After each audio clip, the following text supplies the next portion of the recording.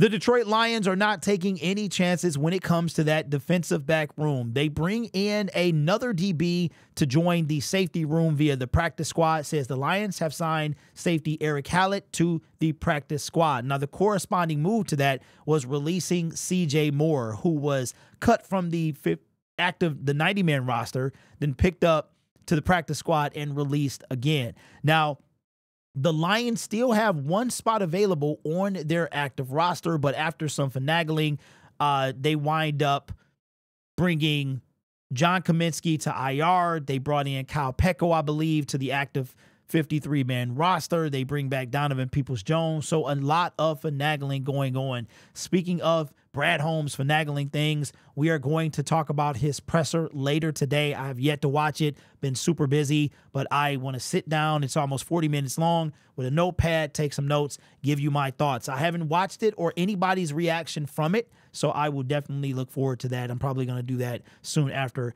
I make this video. But according to Pride of Detroit, this guy was actually drafted last year in the 2023 draft in the 6th round. Says at 5'11", 190 pounds, Hallett has some versatility as both a safety and a nickel corner. So he's very reminiscent of kind of a Brian Branch. At Pitt, he was a 2-year starter, but also played significant special teams in the 2 years prior to that. He finished his college career with 31 straight starts for the Panthers, logging 12 pass breakups, 3 interceptions, and 2 forced fumbles in each of his last 2 seasons. And looks like he was just the odd man out when it comes to the Jacksonville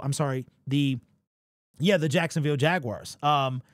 So this guy here is, I mean, the Lions aren't playing, man, when it comes to their defensive back room. But I was able to pull up some things on his draft profile. Maybe I'm going to probably look at some tape later, somewhere between today and tomorrow. I got a lot of stuff going on, see what I can see about the guy. But here's what the NFL scouting department had to say. Says Hallett's lack of length and his coverage instincts might push him toward a role as a big nickelback with the ability to line up over the slot. Hallett is well built and possesses good play strength, but he can be inconsistent as a tackle finisher. Finding the proper fit for him will be critical, but his aggression and ball skills give him a solid shot to compete in competing for a place on the roster. So let's take a look at his strengths. Says +2 seasons as a starter with good durability, possesses good speed and short area quickness and coverage.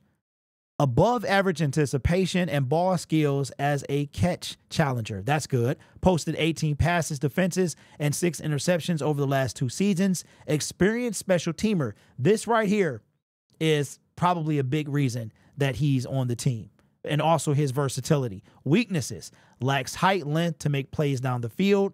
Average recovery burst when beaten in coverage. Needs to swoop downhill with better angles and run support. So it looks like, again, this guy's on the practice squad. Now, you might be like, well, you had a fit of Tim Patrick and all. That's because we don't have a 5th wide receiver. That's why. And plus, he's been hurt for 2 years. But that's a different video. We're not talking about Tim Patrick. We're talking about another guy here, Eric Hallett. Okay, so the Lions learned their last lesson from last year.